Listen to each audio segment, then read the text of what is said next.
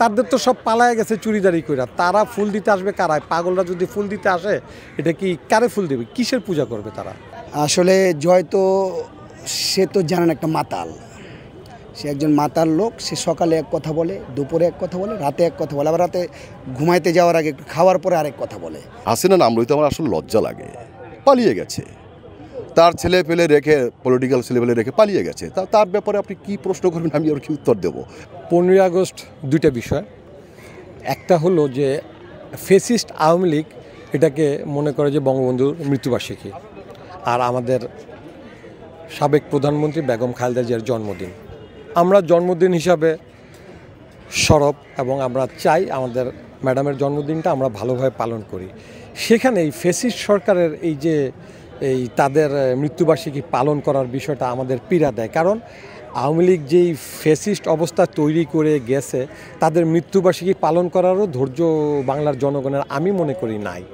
আর জয়, যেখানে ওই যে গতকালকে একটা পোস্ট দেখলাম যে হাসিনার ছেলে জয় বলতেছে ওখানে আরামে বসে এসিতে বসে বলতেছে যে 32 নম্বরে তোমরা ফুল দিয়ে যাও।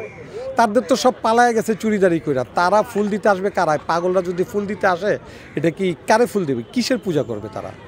এটা আমরা ভালোভাবে নেই। এখন নেই বলে আমরা চাচ্ছি না যে আওয়ামী লীগ ফুল দিতে এসেও স্টাবলিশ হোক, এটা আমরা চাই না। এই জন্য আমরা প্রতিহতর জন্য এটাকে যাতে তারা করতে না পারে এই জন্য আমরা উপস্থিত বিএনপি নেতাকর্মী আপনারা দেখতে পারতেছেন এসে এখানে জড়ো হয়েছে।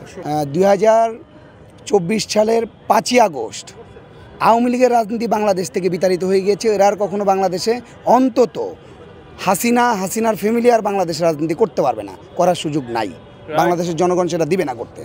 আসলে জয় তো সে তো জানেন একটা মাতাল, সে একজন মাতাল লোক। সে সকালে এক কথা বলে, দুপুরে এক কথা বলে, রাতে এক কথা বলে, আবার রাতে ঘুমাইতে যাওয়ার আগে খাওয়ার পরে আরেক কথা বলে। তো তার কথা আমি মনে করি আওয়ামী লীগ যারা বর্তমানে বাংলাদেশে আছে লুকায় মুকায়, তারা তার কথা শুনবে না। ওই কথা শোনার মতো তাদের ধৈর্য নাই, আর মাইর খাওয়ার জন্য তারা আসবে না। ওরা আসতে পারবে না। ও যেটা বলছে, যদি ওরা আসতে চায় সেটা আসার কোনো সুযোগ নাই। এই জায়গায় আসার মতো তাদের পরিবেশ নাই, আর আসতেও পারবে না। আসলে তারা যে শোক দিবস পালন করে, শোক দিবস পালন করার নামে যে তারা যে অরাজকতা করে, ধ্বংসত্ব করে, এটা প্রমাণিত। আপনারা যারা সাংবাদিক আছেন আপনারা জানেন দীর্ঘদিন তারা আসলে কি করে। তারা শোক পালন করার নামে আসলে অরাজকতা সৃষ্টি করে, দেশের জনগণকে আসলে বিভিন্নভাবে হয়রানি করেছে বিগত দিনে, চেষ্টা করে। ওদের যেটা কাজ সেটা ওরা করে আর কি। ওদের দ্বারা তো আসলে এই দেশ কিছু পায়নি কখনো। যদি পেত তাহলে তো আপনার জুলাই আগস্টের গণ অভ্যুত্থান পালিয়ে যেত না, তারা থাকতো দেশে। তারা যদি ভালো কাজ করতো তারা অবশ্যই দেশে থাকতো। তারা পালিয়ে গেল কেন? প্রত্যেকটা লোকই তো পালিয়ে গেছে। ওদের যে দলের প্রধান হাসিনা নাম লইতে আমার আসলে লজ্জা লাগে।